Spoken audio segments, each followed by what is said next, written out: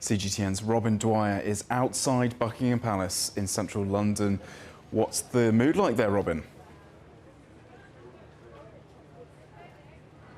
Well, Paul, I'm at Buckingham Palace, which, along with Westminster Abbey, is one of the focuses for tomorrow's events.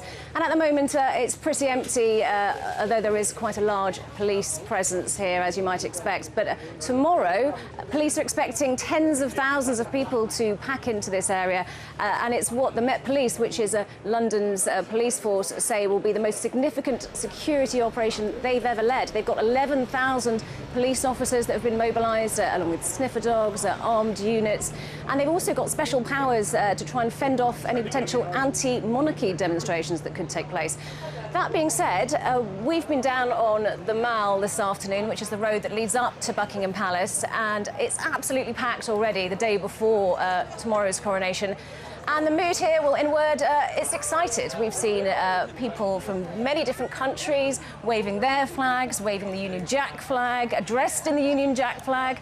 We've seen people camping. There have been people camping here for as many as 8 days, just so they can get the best view of tomorrow's events, and their patience was rewarded this afternoon, because around about the time that we arrived here, so did King Charles, along with the Prince of Wales and the Princess of Wales, Kate and William, and they had apparently been coming back from a final rehearsal at Westminster Abbey, and they stopped the vehicle, got out and met some of the very many well-wishers who had come here ahead of the events tomorrow.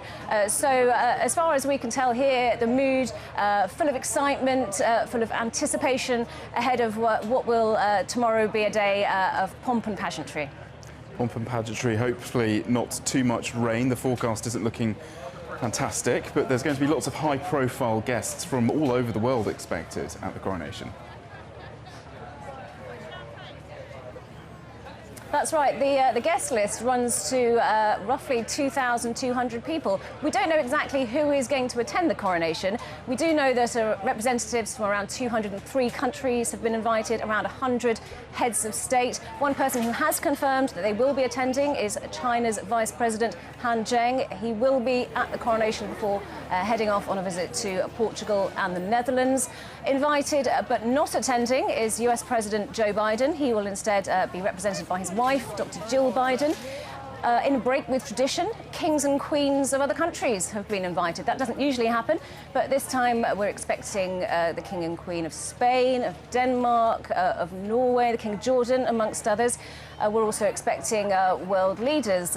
France's President Macron has been invited, the presidents of Italy, of Germany, the European Commission's Ursula von der Leyen has been invited, and there'll also be community representatives from the UK.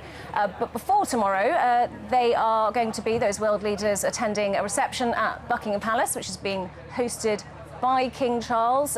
Again, we don't know exactly who's going to be there, but I can tell you we have seen Jill Biden's motorcade arrive, so it's likely that she will be one of the people at tonight's event, and we don't know what they're going to be talking about, but what we can imagine is that it will be a really unique occasion. Kings and queens and world leaders all gathered together here ahead of what will be a rather extraordinary day tomorrow. Yeah, really a once-in-a-generation event, and Robin, you'll be covering it live for us on CGTN on Saturday tomorrow. Thank you very much, Robin Dwyer.